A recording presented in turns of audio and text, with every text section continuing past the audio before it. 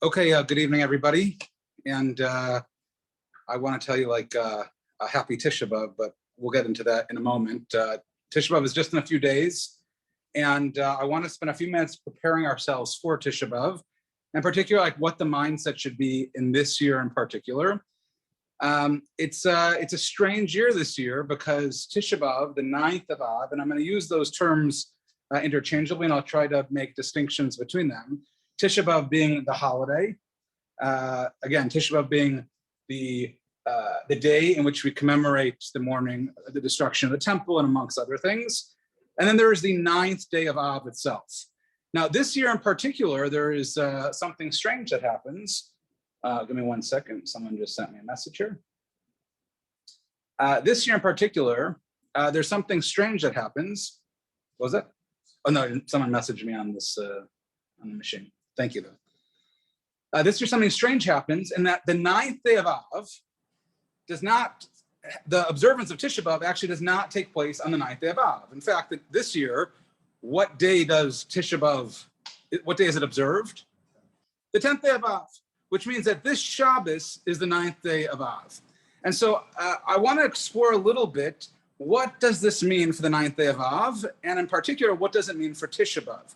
And so if you take a look here in source number 1, something very interesting emerges. Source number 1, Gemara Megillah.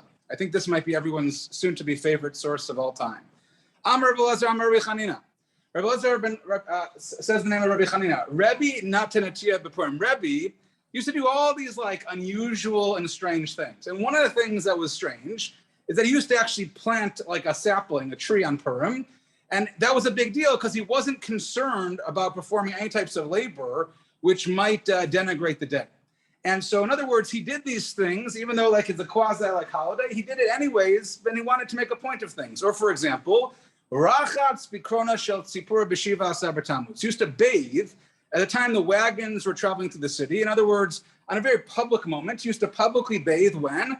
On the 17th of Tammuz, when everybody would see him. I want to be clear, like, it doesn't mean that he was like, out there, bathing in public. In other words, he was bathing in a way that everybody knew that he was bathing on Shiva Asar B'Tammuz, again, to make a point, to show that bathing he thought was permitted on that day. So Rebbe used to do all these like strange things, and he used to make a point trying to show everybody that like he had strong opinions and he knew what was right, and he wouldn't just preach, but he would actually literally practice what he preached.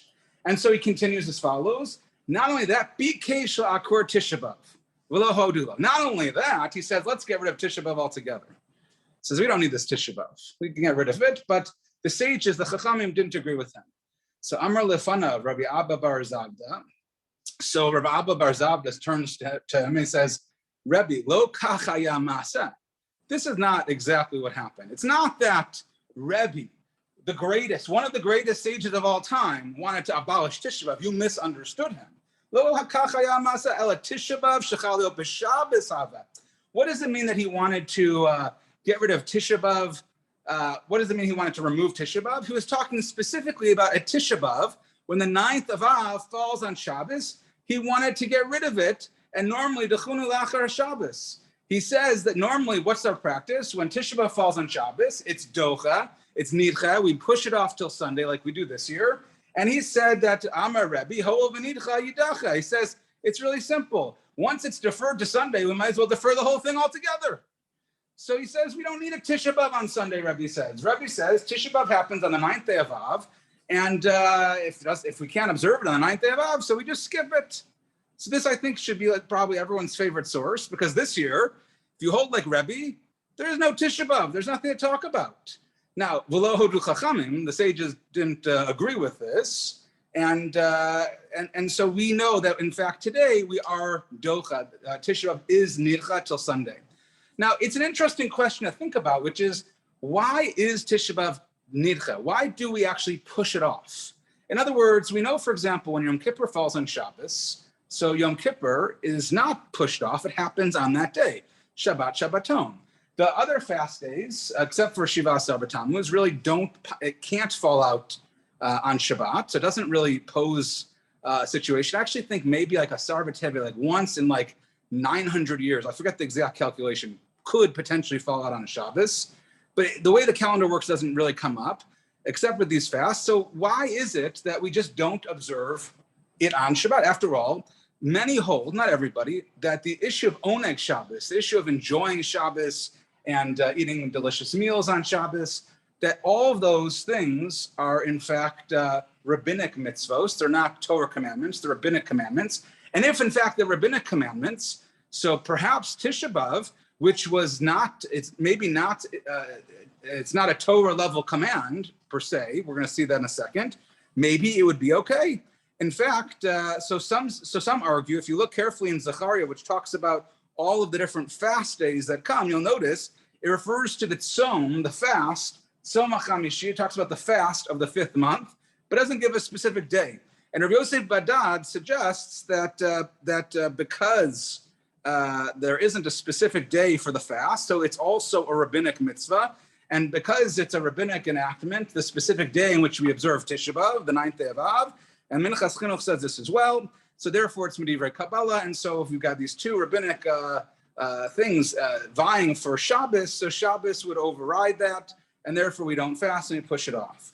And so assuming that we do postpone, as we do this year, assuming that is the case, do we say that the 9th of Av itself, this Shabbos, is this Shabbos a day of mourning at all? Are there any mourning practices that take place on Shabbos? And alternatively, does the fast that we're going to observe on Sunday, on the 10th day of Av, does it have the same status as a normal year? So I want to show you a few different sources, and I want to show you, I think, like could be a couple nafkaminas, and then see what that might tell us a little bit about this year, and I think Tisha B'Av in general. So the Tosefta in source number 3 says as follows: Tisha B'Av shechal yos b'Shabbos, when Tisha B'Av falls on Shabbos like this year, ochel adam kol tzorko v'shota kol tzorcho, a person can eat and drink till their heart's content.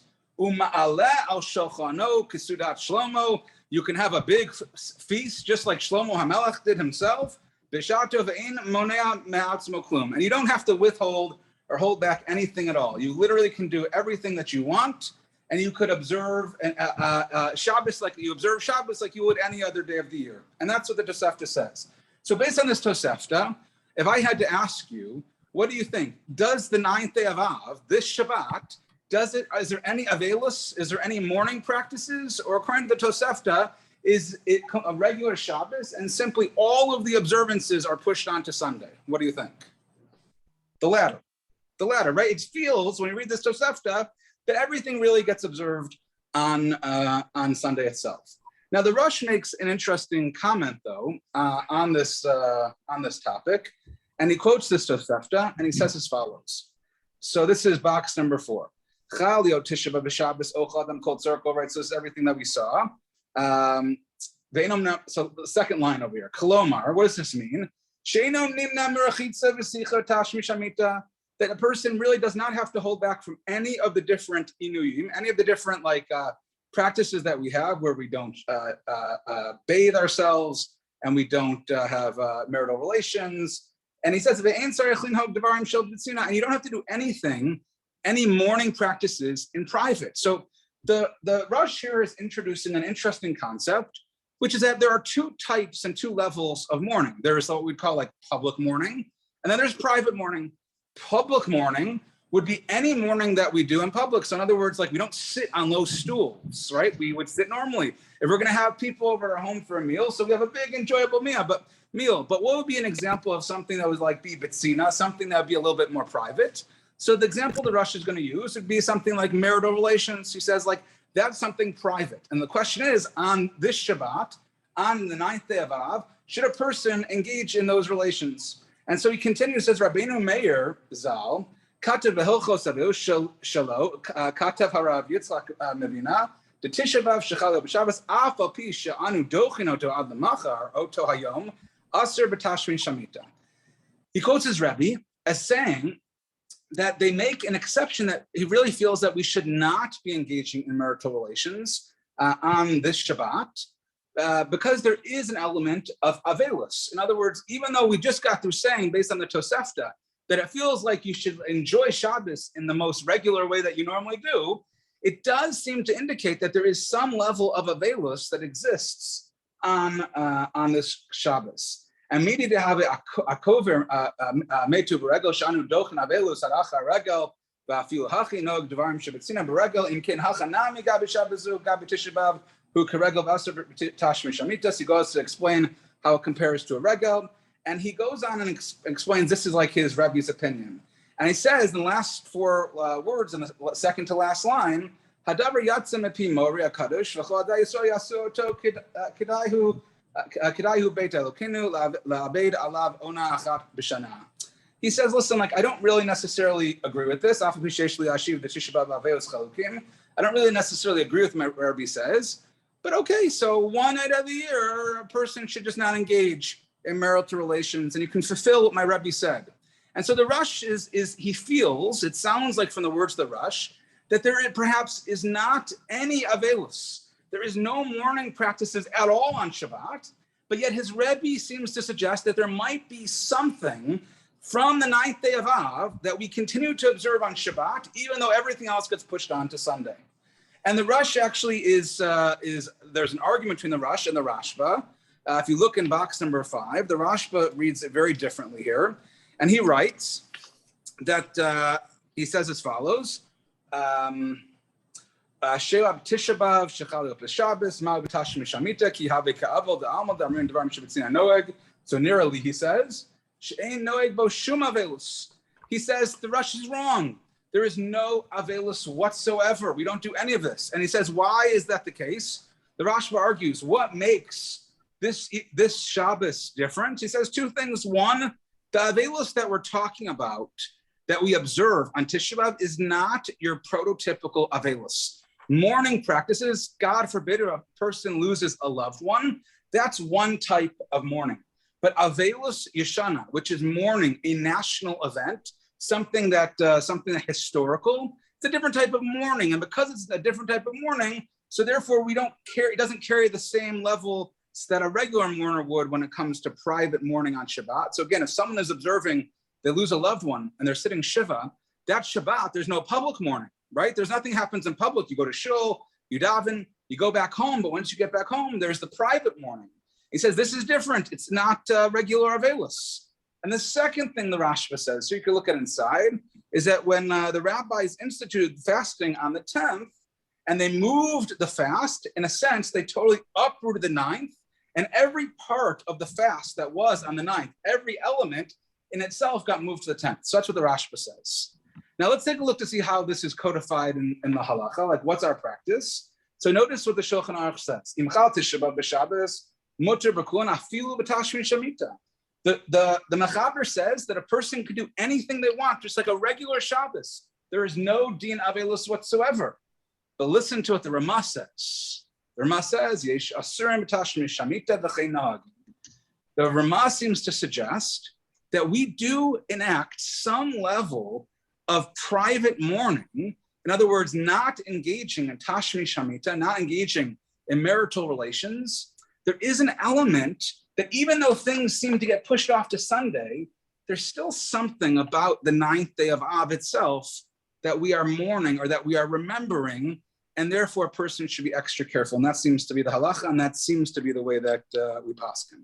So this is one example here of what I think is reflective of our larger question as to the very nature of the 9th day of Av vis-a-vis Tisha B'av, which is going to be observed on Sunday.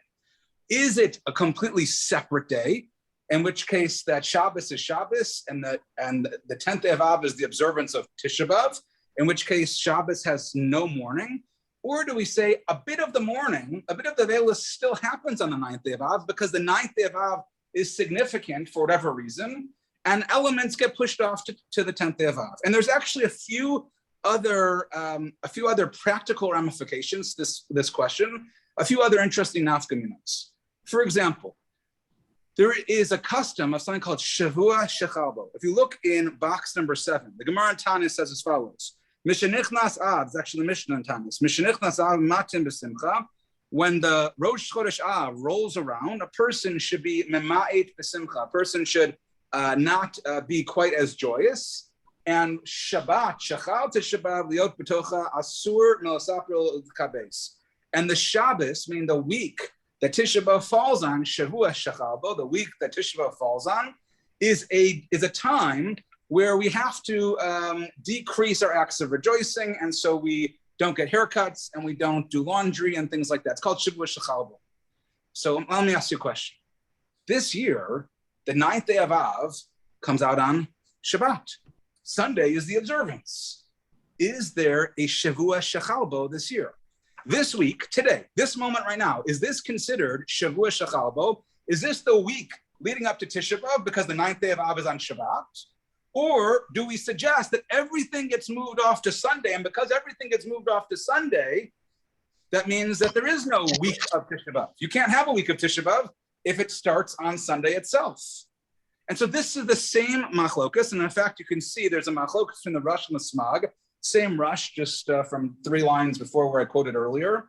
The Rush says, quoting the Rishalmi, Rabbi Bar Kohen Amar Kamed Rabbi Yossi b'Shem Rabbi Avahu Amar Tisha B'Av Shechal B'Shabbos Shnei Shabbatot Mutarin Kiven Shenidcha Tanit Ad Yom Rishon Lo Have Shabbat Chal Tisha B'Av Lo B'Tocha. He says that there is no Shavua Shechalbo. It doesn't exist, which is in a sense is in line with his previous opinion. Remember, he argued with his Rebbe. His Rebbe previously had suggested that there is an element of Avelis on the 9th day of Av. He said we should just follow my Rebbe says, but I disagree. But notice the Smag. The Smag writes that in fact, it's hard to read it here. So Nahagu Rabutinu Lasar Kol Ota Shavua L'Saper L'Chavsan Afal Pishnidcha L'Achar Shabbos. Even though it's Nidcha, this whole week a person should not do anything. The Smag says that the laws of Shavua Shechalbo do exist. And if the laws of Shavua Shechalbo are in effect, that would seem to imply that this Shabbos, which is the 9th day of Av, does contain something that impacts the week prior. And we see this, in fact, again, the Shulchan Aruch, you'll notice, this time the Shulchan Aruch sides, if you look in box number 10, Shulchan Aruch in Aruch Chaim, says as follows, Im Chal Tisha B'Av B'Yom Rishon O B'Shabbos V'Nidcha L'Achar HaShabbos Mutter B'Shtei HaShabbatot Bein Shekodem Hatanit Bein She'acharav. And so he says like this, the Machaber says, he seems to side with the opinion of the Rush, and instead he simply quotes this, he says there is this opinion, this is the Smag, that's a Yesh Omrim, but he says that our practice is not to do it. And there is no, according to the Machaber, there is no Shavua Shechalbo. Notice what our friend the Ramah does over here once again. So the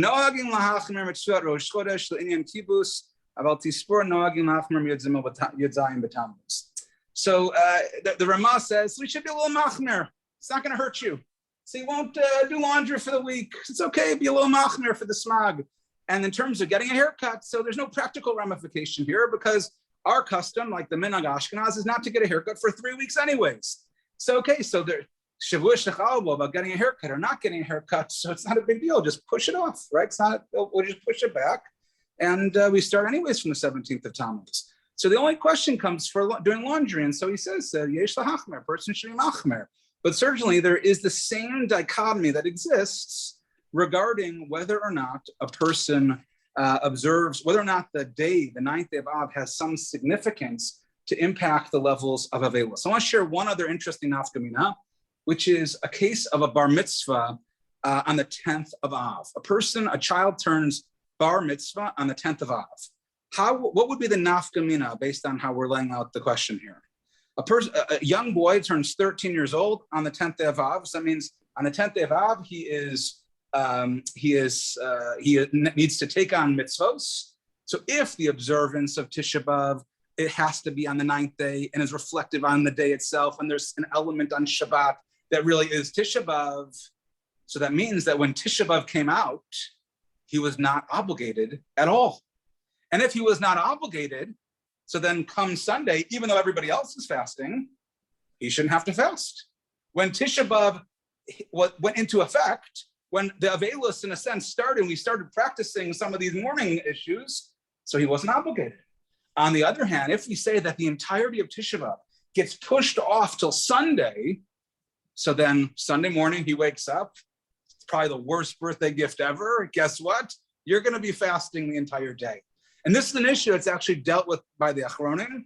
And there's a struggle about whether or not he's considered a minor or not in terms of Tisha B'Av. The rule here is like, try not to be born on the 10th day of Av, and in particular, time it in a year that Tisha B'Av is not nidcha onto Sunday, and that solves the issue. But what emerges from like this discussion is this like question mark that there are some who are attributing significance to the day of the 9th of Av itself. There's something about the 9th day of Av that is so significant that even though it's Shabbos, we're still gonna have some type of avelus, or there's gonna be some impact on the week before it, like not doing laundry or getting haircuts. So there's something about this that we have to kind of unpack. And I think what makes this a little bit suspect is that if we do a little bit more digging, we'll notice. He's doing well, or he's eating.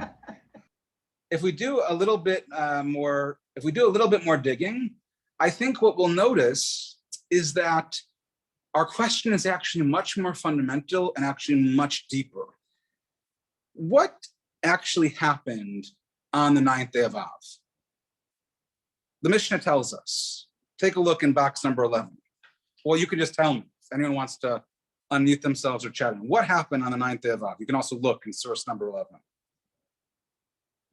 You don't all have to jump at once. It's okay. See, that's the beauty. Everyone's on Zoom. There's people here in person. Nobody knows that there are people actually on Zoom. Nobody on Zoom knows that there are people here. It's like I could just be pretending. It's all could be recorded, and you would never know the difference. So here. Look at the Mishnah. The Mishnah tells us 5 things. 5 things on Shiva Tammuz, and 5 things on the 9th day of Av. Tisha B'Av on the 9th day of Av, Nigzar Avotinu Shali Kansu La'aretz. This was the gezer that the Jewish people should not enter into the land. What is that referring to? What sin is this? Chet HaMeraglim, right? The sin of the spies. V'charav habayit barishonu v'shniya. Both the first and the second Beis HaMikdash were destroyed. V'nilkada Beitar. And Beitar was captured, and the Bar Kochva revolt was quashed. V'nichresha ha'ir, and Jerusalem was plowed over, and which fulfills the prophecy of Micha.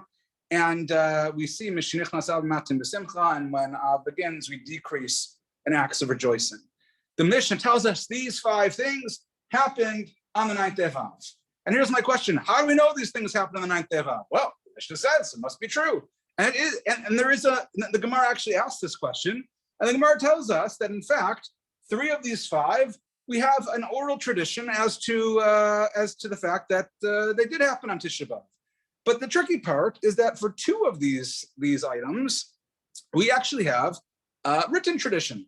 For example, we know the Torah tells us with great detail about the sin of the spies. We also know about the destruction of the temple. So if you look for a moment in Malachim Bet, Perikaf Hey, this is like, if you ever learn through Malachim, this is like it's like just awful to read through this. So like you read through Malachim, you read through the building of the Beis HaMikdash and all its glory. And then you read the end, comes to pass in the 9th year of his reign, the 10th month and 10th day of the month, that Nebuchadnezzar, king of Babylon, came, he and all his army against Jerusalem, encamped against it, and they built forts against it round about. So the city was besieged until the 11th year of King Tzidkiah. On the 9th day of the 4th month, the famine was sore in the city. There was no bread for the people of the land. It makes it just so heartbreaking. You read through this, you can like imagine what it must have been like. Then a breach was made in the city, and all the men who were fled, etc., etc. Let's fast forward to Pasuk Chet over here. L'chodesh hachamishi, in the 5th month, v'shiva l'chodesh shnat asrei shana l'melech Nebuchadnezzar melech Bavel, ba Nebuzaradan Rav Tabachim, Eved melech Bavel Yerushalayim, v'yisrof et Beit Hashem et Beit HaMelech. What happens?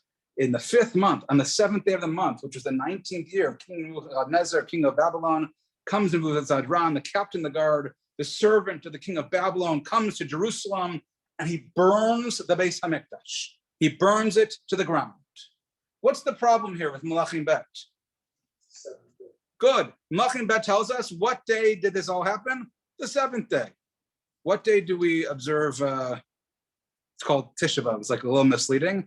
We call it the 9th day of Av. The Mishnah just told us that what day do we observe everything? We observe it when? On the 9th day of Av. And yet here we have Malachim Bet is telling us that it happens on a totally different day Instead, it happens, the destruction of the Beis Hamikdash is on the seventh day. Let's flip over and look in another source, source 13 in Yirmiyahu. Again, last parak in Yirmiyahu. And let's see if we notice something also about the Beis Hamikdash. Vayhi b'shana hatshit lemalcho b'chodesh hasri b'asur l'chodesh ba'anu v'chanetzer melch b'abahu v'chochel Yerushalayim v'yachanu aleha. And it comes to pass in the 9th year of his reign, in the 10th month, 10th day of the month, Nebuchadnezzar, king of Babylon, comes, he and his armies, against Jerusalem, and they encamp and build forts all around Jerusalem. The city is besieged until the 11th year of King Tzidkiah, so this should sound familiar to what we just read. In the 4th month, the 9th day of the month, the famine was sore in the city, so that there was no bread for the people of the land. Let's now fast forward a little bit to Pasuk Yud Aleph and on. So that Einei Tzidkiyahu Iver, Vasru Banachushtaim, Vayaviu Melch Bavela, Vayidneu Beit HaPukudot Ad Yom Moto. It's just awful. They punch out the eyes of Tzidkiah. The king of Babylon bound him in fetters, and they carry him to Babylon, and they put him in prison to the end of his life, till he dies. And then what happens? B'chodesh hachamishi, be'asor lachodesh, he shnat cha'asrei shana l'melech Nebuchadnezzar melech Bavel, ba Nebuzaradan rav tabachim aman lifnei melech Bavel b'Yerushalayim. What happens? 5th month, 10th day of the month, which was the 19th year of King Nebuchadnezzar, king of Babylon, comes Nebuzaradan, the captain of the guard, and he stands in front of the king of Jerusalem. Vayisrof at Beit Hashem, at Beit HaMelech, and he destroys Beit Hashem, he destroys the Beis Hamikdash and the house of the king. That Kol Batei Yerushalayim, that Kol Beit HaGadol Saraf Beish, he burns the entire city to the ground. What do we learn from Yirmiyahu? When was the Beis Hamikdash destroyed? On the 10th day. So I am not like a linguist, not a mathematician. I'm just like a regular person. So in one source, it tells us that the Beis Hamikdash was destroyed on the 7th day of the 5th month, meaning of Av. Another source tells us the 10th day. Now, are either of those the 9th day of Av? No, they're not the 9th day of Av. It's a problem, right? And in fact, if we go back to the previous page, the Gemara itself asked this question. It wants to understand. Gemara and Tanis. Gemara was bothered. This is like a pretty basic question here. How could it be that we have two sources that are telling us, there's two issues, two sources telling us conflicting dates of when the temple was destroyed. And not only are they sharing with us conflicting dates, neither of them seem to match and mesh with our tradition, which the Mishnah quoted earlier, that the 9th day of Av is the day the temple was destroyed. And so he goes on to explain the Gemara in Tanya. Ef Sher Lomar B'Shiva. You can't say that the temple was born on the 7th day of Av, Sherei Kfar Nemar Basor. We already said it happened on the 10th day. Ef Sher Lomar Basor. You can't say that it happened on the 10th day, Sherei Kfar Nemar B'Shiva, because it already happened on the 7th. So which one? How could you have two conflicting accounts in our tradition? So the Gemara is going to offer a pretty clever solution. B'Shiva nichnasu nachrim laheichal v'achlu v'kilklu bo shvi shmini.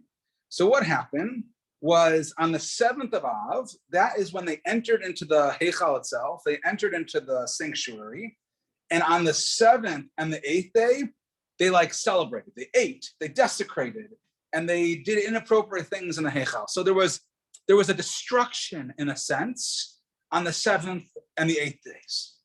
Utshi, what happens on the 9th day? Samuch l'chashecha hetzitu bo ta'ur. On the 9th, right by nightfall, they actually light the Beis Hamikdash on fire. V'hayadolik v'holech kol hayom kula, and they burn the entire day, as we see Shinamar, and this is from Yirmiyahu. Oy lanu ki panah hayom ki enatu tzilei arif. Pasuk says, "Woe unto us! The day has declined. The shadows of the evening are stretched out." It's like a prophecy about like the evening that the Beis Hamikdash was born and was burned. And so we see here is that what emerges from this is an opinion, and this is what the Gemara is going to quote. V'hainu de'amar Rabbi Yochanan, and this is what Rabbi Yochanan says: "Ilmale hayiti v'oto hador lo kvati ela basiri mipnei sherubo shalhecha bol nisraf." If I would have been alive when we chose this date, I wouldn't have chosen the 9th day of Av. It's the wrong date. The Navi tells us the Beis Hamikdash was burned on the 10th day. That's the day that we should be observing the destruction of the Beis Hamikdash.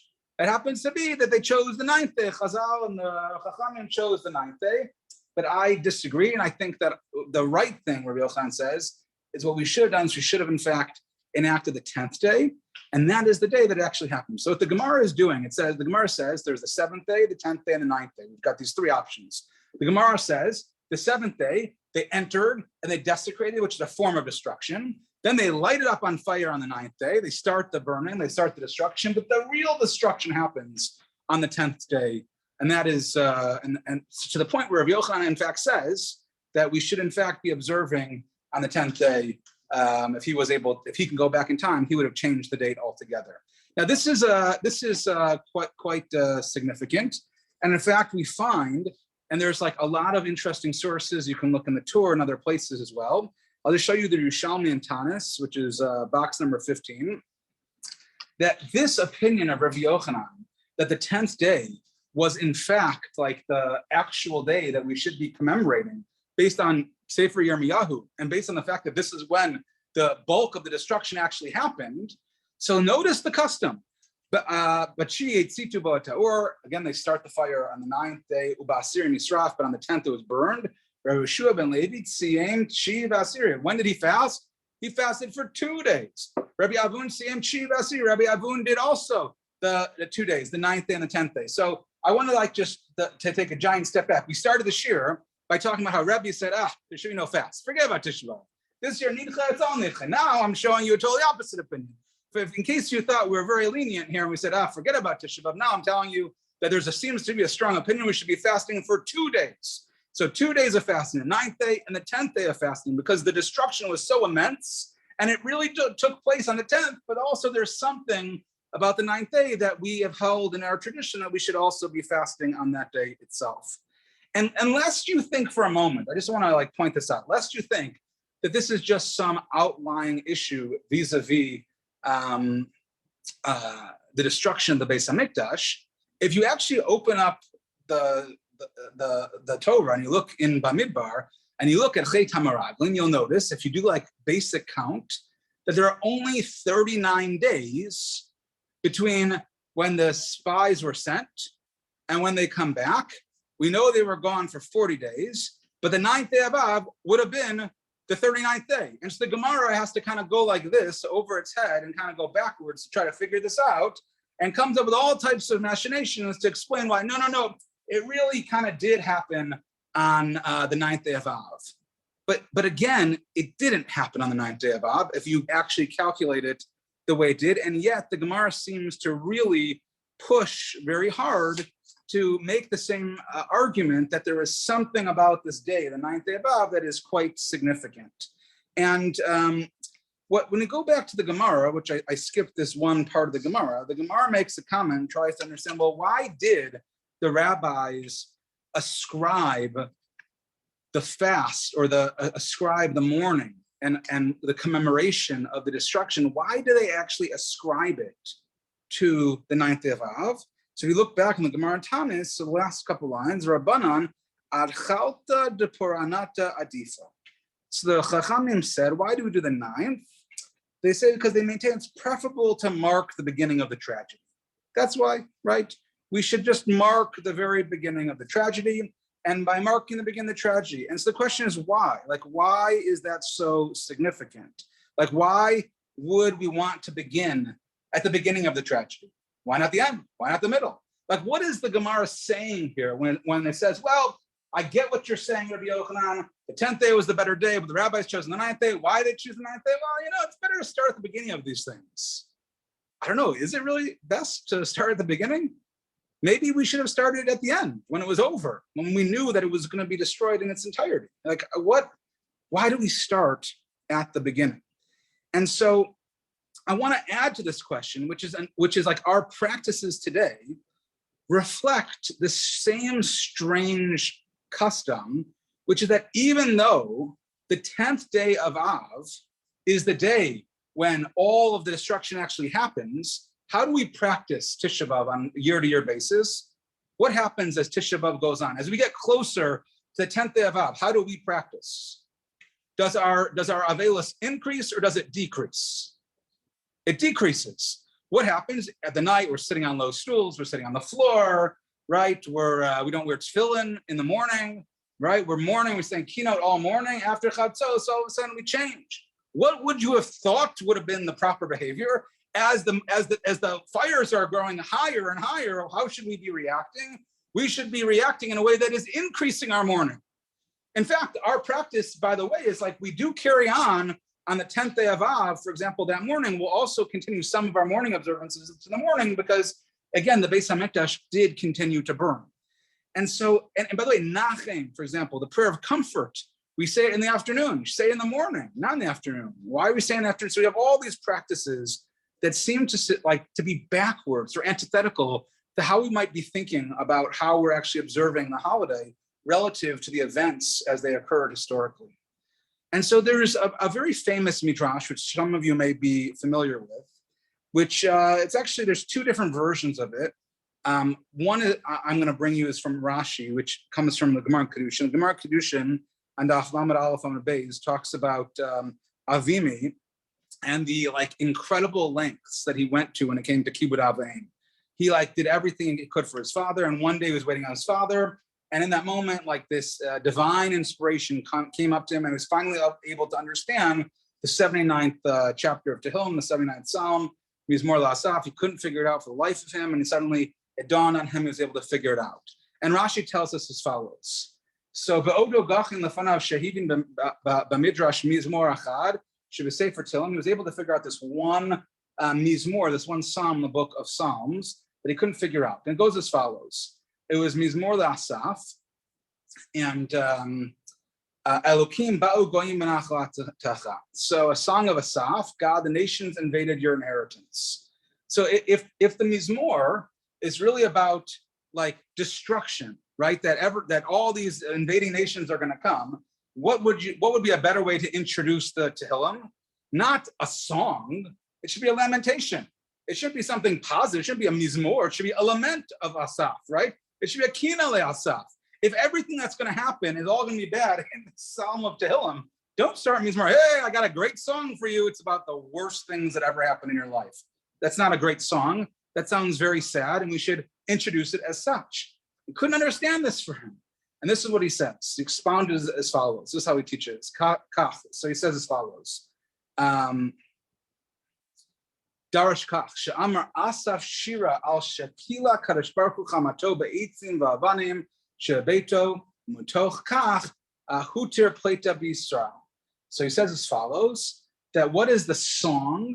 The song is that HaKadosh Baruch Hu took his anger on wood and stone. In other words, God destroyed the Beis HaMikdash, and because of this, the Jewish people were saved.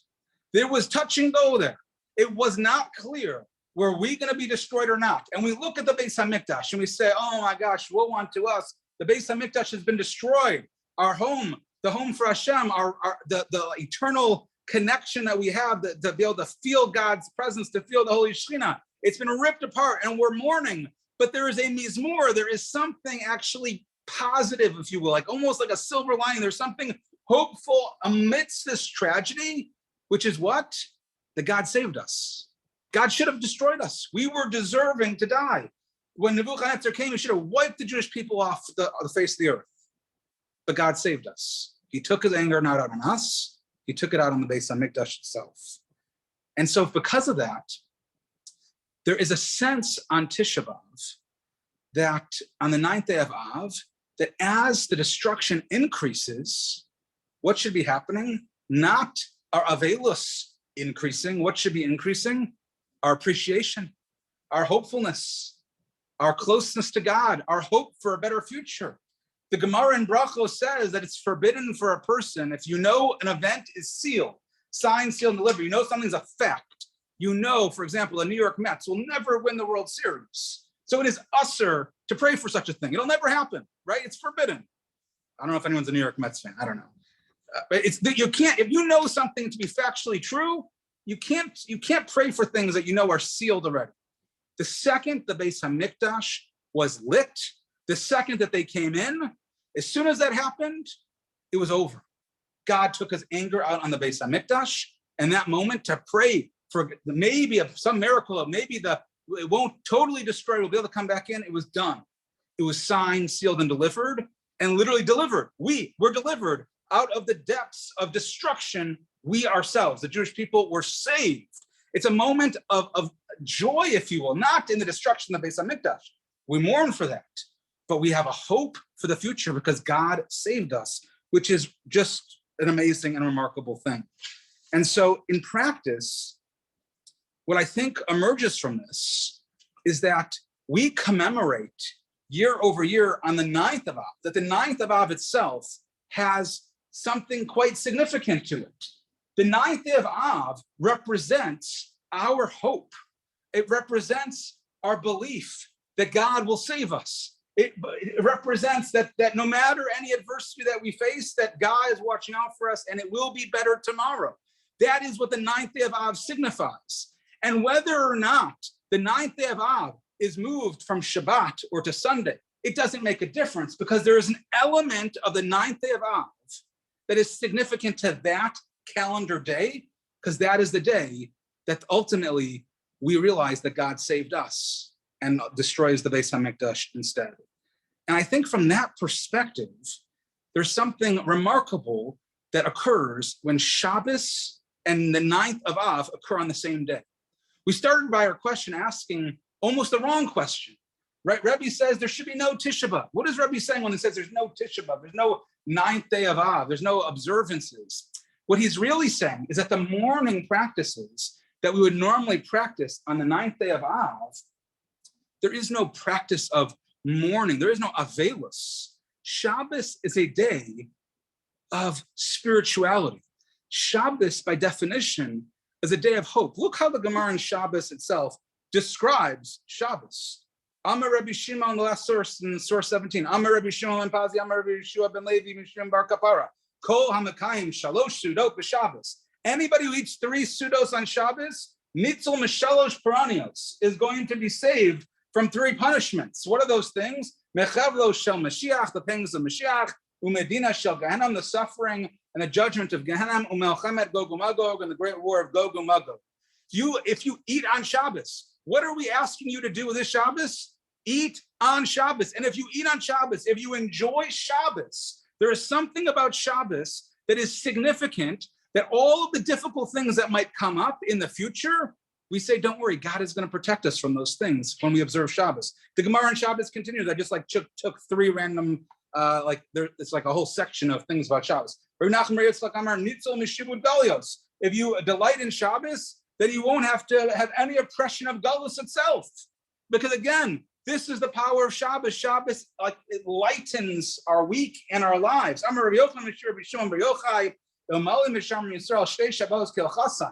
If the Jewish people would just keep 2 Shabboses, that's all it takes, 2 Shabboses miyad nigalim.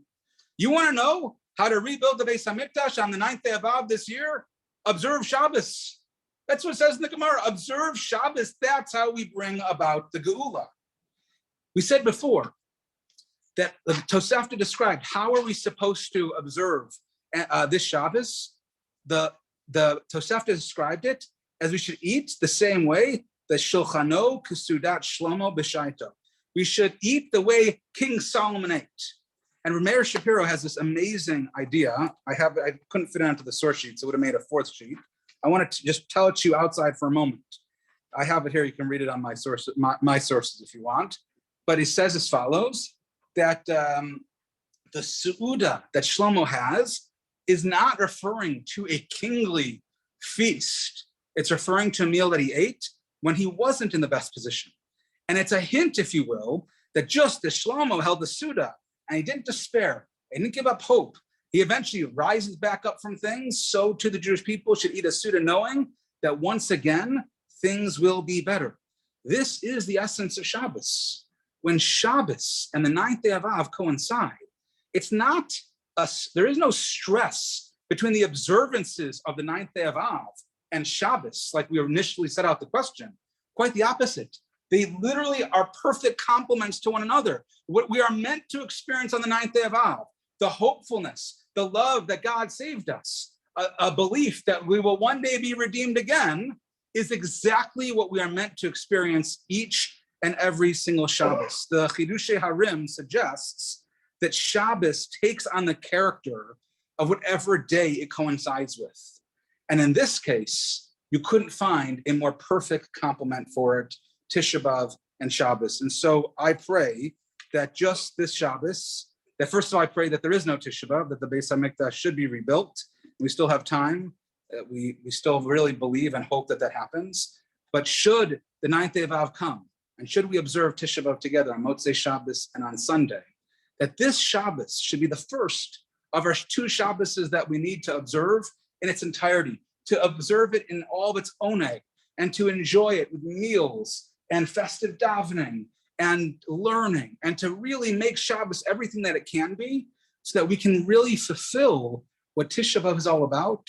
Tisha B'Av, a day of hope amidst destruction, a day of hope for a better future, and ultimately a geula for the entire Jewish people. Okay, we'll stop right here. And we hope to see everybody over Shabbat. And like I said, if there is a Tisha B'Av, we hope to see everybody Motzei Shabbos here in the shul.